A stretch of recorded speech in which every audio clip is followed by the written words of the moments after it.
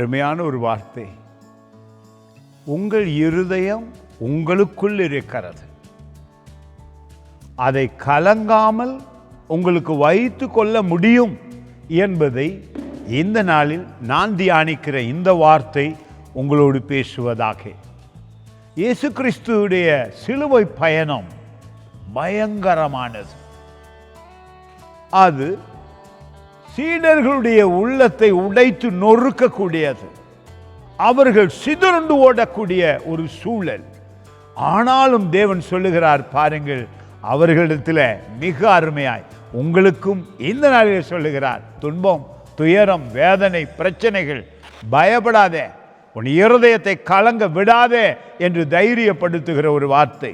14ஆம் அதிகாரம் யோவான் புத்தகத்திலே முதல் வசனம் சொல்லுகிறது, உங்கள் இருதயம் கலங்காமல் இருப்பதாக தேவனிடத்தில் விசுவாசமாயிருங்கள், என்னிடத்திலும் விசுவாசமாயிருங்கள்.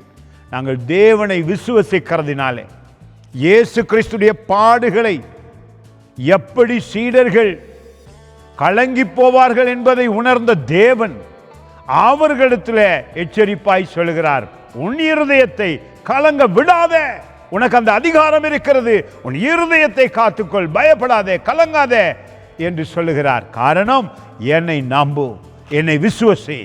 நீங்களும் நானும் இயேசு கிறிஸ்துவை விசுவசிக்கிறதினாலே எந்த விதத்திலும் கலங்காமல் இருக்க முடியும்.